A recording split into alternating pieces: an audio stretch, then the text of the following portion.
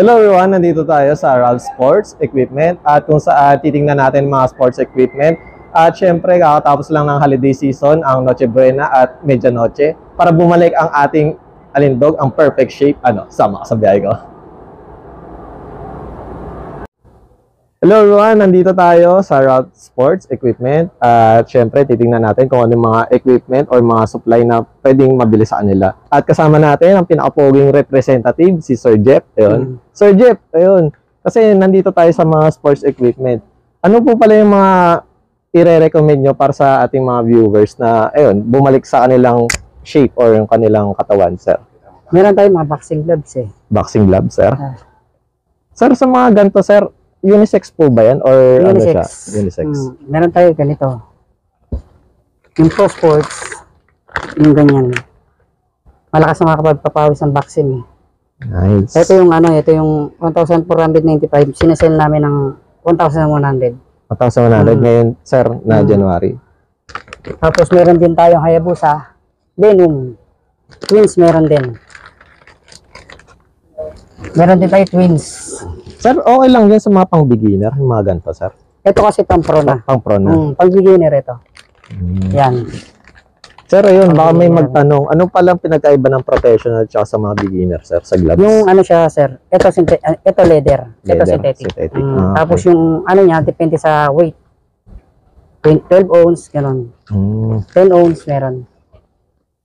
Then, sir, tapos, ayun. Sa iba pa, sir, bukod sa mga gloves, pang boxing, sir, ano pa yung pwede nilang... meron tayong mga bola. Bola. Mga pang basketball, soccer. Andyan, ito yung mga pang volleyball. Mga pang sports natin eh. Gandang papawis din, pang team, Sir, sa ganito, sir, ito po ba yung tag dito? Pang professional din or pang beginner lang? Pang beginner lang, pang laro-laro lang talaga. Laro-laro. Meron tayong mga Mikasa din. Mikasa.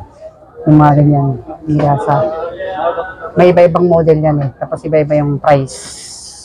Tapos, yan. Sir, dito pala sa volleyball, kasi di ba may mga beach volleyball, may pang cement, pang wood. Ito yun. Ito yung beach volleyball to. Soft touch yan, hindi masakit sa kamay. Tapos meron din tayong mga leather eh. Leather. Ito.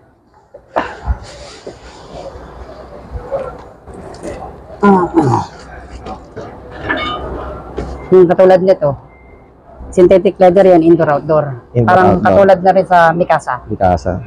Ito yung mga medyo, lang, budget meal. Budget meal. Yung 1,500, sinesell ni bossing ng 1,000. 1,000. Sa mga mahilig sa volleyball.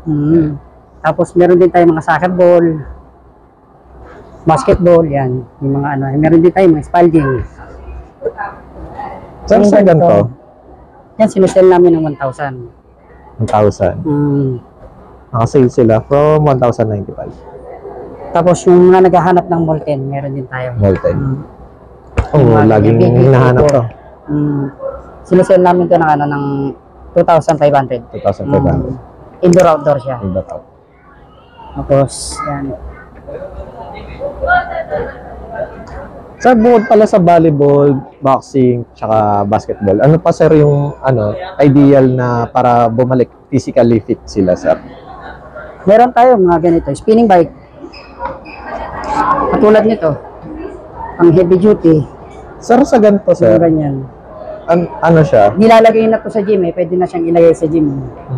Ang price kasi nito 19,500.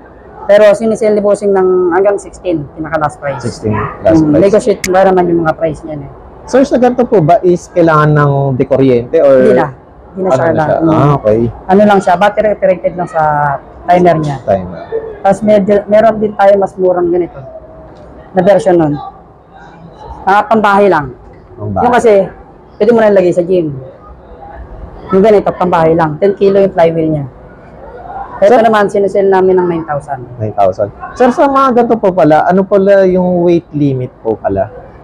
Baka sobrang laki kasi nila or yun? Yung ganito kaya naman ng mga 300 pounds. 300 Yun, pounds. kahit 600 pounds kaya. 600. Yung Nice. gagamit.